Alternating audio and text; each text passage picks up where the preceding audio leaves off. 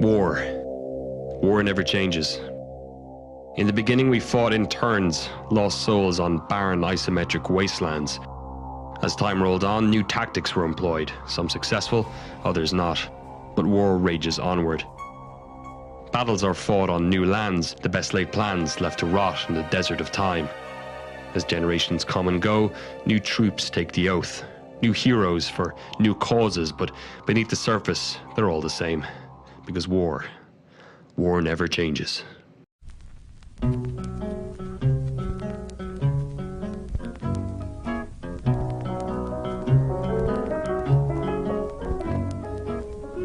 The story of the Fallout series starts in a desert in 1988. Wasteland, a game developed by Interplay and published by EA, was a computerized tabletop role-playing game set around various enclaves of human civilization in the American Southwest in the wake of an apocalyptic nuclear war. EA attempted to do a sequel without Interplay's involvement, but the Florida set Fountain of Dreams was basically a load of mutilated bollocks. Interplay, who couldn't pull the Wasteland IP from EA's grasps, tried a spiritual successor of their very own, but meantime never saw the light of day. It wasn't until 1997 that Interplay had another swing at the apocalypse. Fallout, released in 1997 and set in 2161, is an isometric role-playing game with turn-based combat set in an alternative future ravaged by nuclear war. You play as a dweller of Vault 13, one of many underground strongholds humanity used to brave the nuclear fallout. You're sent out into the wasteland to retrieve a water computer chip so that your friends and family in the vault wouldn't have to drink irradiated water and turn into freaks of nature. Your main quest is to retrieve the chip before the ever-present counter reaches zero, but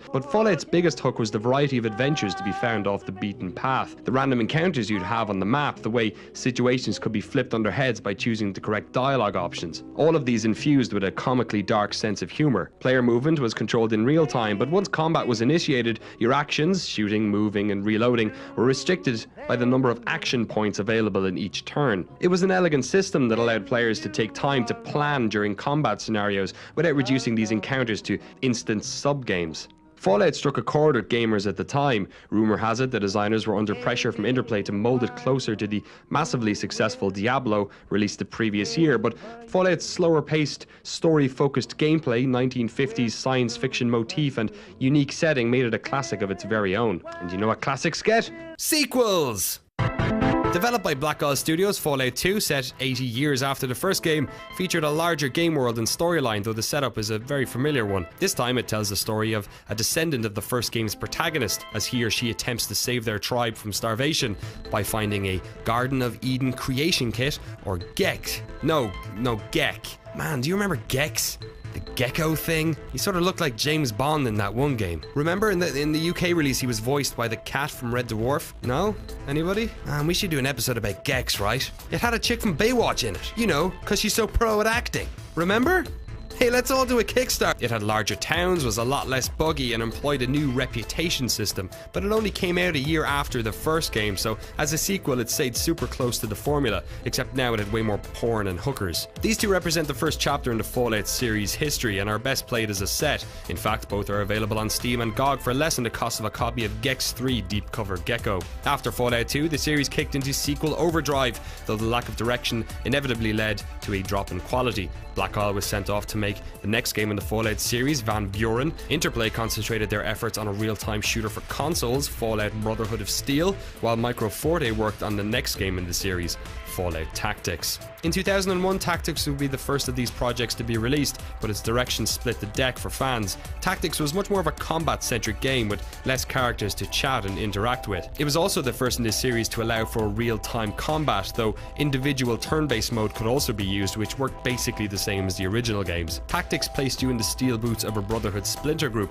and resides in a grey, semi-canon area of the series, taking place in the American Midwest, where, as the name suggests, you take control of various members of the Brotherhood of Steel, a quasi-religious organization bent on restoring civilization and killing armies of robots. Despite this slight shift in direction, Fallout Tactics Brotherhood of Steel reviewed well, which may be partly the reason why the next spin-off in the series basically had the same name. 2004's Fallout Brotherhood of Steel isn't a bad game, but it's is certainly the runt of the irradiated litter. It's a top-down linear shooter that came out on the original Xbox and PlayStation 2 and is exactly the sort of game you'd expect from the first part of this sentence. The third Fallout game in development around this time, Black Isle's Fallout 3 Van Buren, never actually saw the light of day. A leaked version would appear years later, but it would take a new console generation and 4 years before the series would resurface again.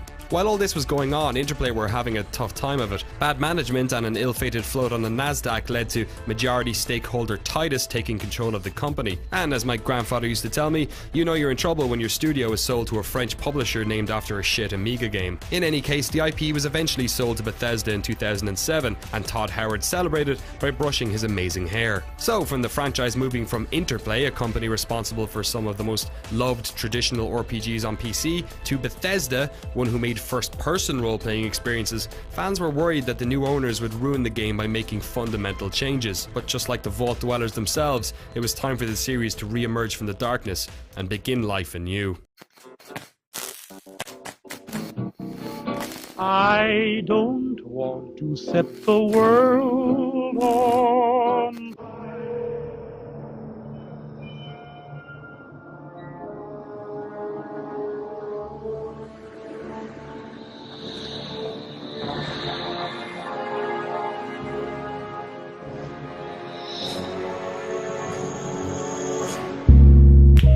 Bethesda Softworks, hot off the heels of their massive success with Oblivion, released Fallout 3 in 2008, and then it basically won all of the Game of the Year awards. Now, I'm no programmer, but what they basically did was take Oblivion, delete all the wizards and forests, and then repopulate the world with broken freeways and villages filled with depressed people. I can still remember the first time I emerged from the vault and saw the capital wasteland for the very first time. That sense of adventure at seeing the rolling landscape laid out in front of you. For years, World of Warcraft's cartoonish art style was heralded as the major reason why people play that game for hours on end. In more modern times, games like Far Cry 3 and Skyrim are all beautiful games that are a pleasure to spend time with and explore. But the miserable yellow and green desolate hellhole of the capital wasteland is also one of the most beloved game worlds in recent memory. Like the original games, Fallout 3's wonder came from the characters and stories you came in contact with, the history of these places, the moral quandaries of their inhabitants, the social stigmas, warring parties, the tiny sparkles of hope in an otherwise sea of hopelessness. Fallout 3 is a game about humanity.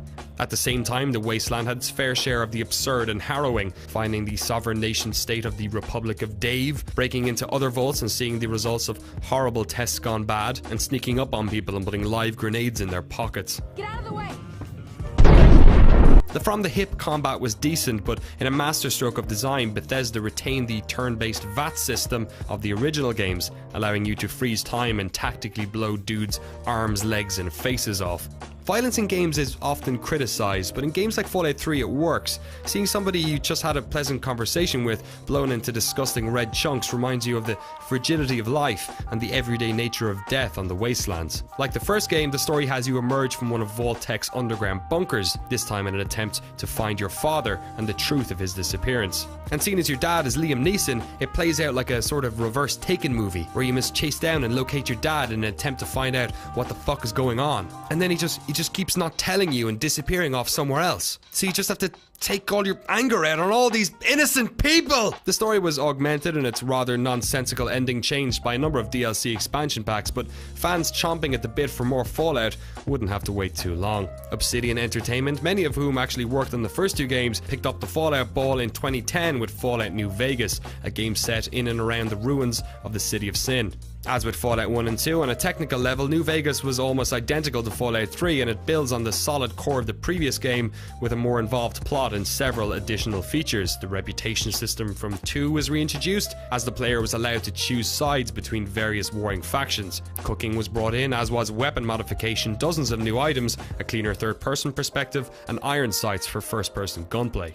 Like Fallout 3, New Vegas is packed full of astonishing moments and encounters. It's well worth playing today, and in fact chances are you're probably considering going back to give it another shot right now. And that's the pleasant surprise with these new games. We're not short of reboots in this industry, but all too often they fall way short of the lofty expectations laboured on them by fans like us. So the fact that these games have recaptured the imaginations of gamers, just like the original games did in the 90s, is really astonishing. Fallout now stands as one of the most beloved gaming franchises of modern times. Last year, Interplay's founder Brian Fargo smashed his Kickstarter goal for Wasteland 2, and with Bethesda saying 2013 will be a big year for the company, fans are hoping that a return to the irradiated future isn't too far away.